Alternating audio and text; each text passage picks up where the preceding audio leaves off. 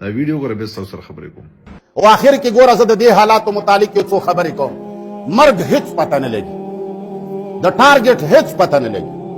موږ ته په واټس اپ باندې دمکې میلاو دي، موږ هغه دمکې سکرین کړي دي او د هغې مو سکین کړي مو دي او د هغې مو کاپي سره د درخواست د ورمړو تاڼې ته لیږلې ده، هغه مخکې لیږلې ده.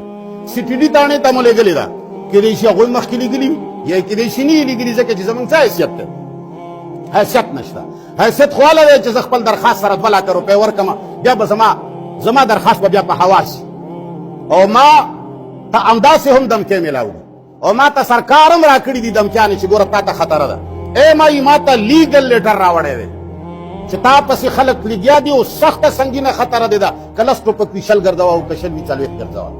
یو طرف ته ما ته سرکار د دمکو اطلاع راکوي، یو طرف ته ما ته دشمن دمکې راکوي، بل طرف ته ما ته سازشونه بې نقاب کیږي، خلک یې بې نقاب کوي، دا سازش روان دی، دا سازش روان دی.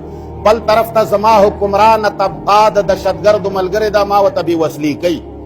کوم ځای باندې چې زما ګاډی ورشي پولیس ترې راتاو شي، جي تاسو ته چا اجازت درکړې دی چې تاسو د اسلحه ګرځوئ؟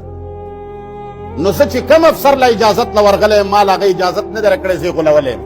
زه عتیق شاه ایس پي له ورغلی وم چې د اپریشن ایس پي و که چي شی و، ډېر خوږ سړی و، ډېرې قدرمنې خبرې کړي، خو دوکه کړی یم. ما له نه لایسنس جاري کړی دی، دی د قرآن و قسم وخوري که د زما په لایسنس قدرې دستخط کړی. زه ډي سي له ورغلی یم چې هغه خالد نامه وه، فوج نه ریټایر و، هغه ته ما خپل فریاد و جړا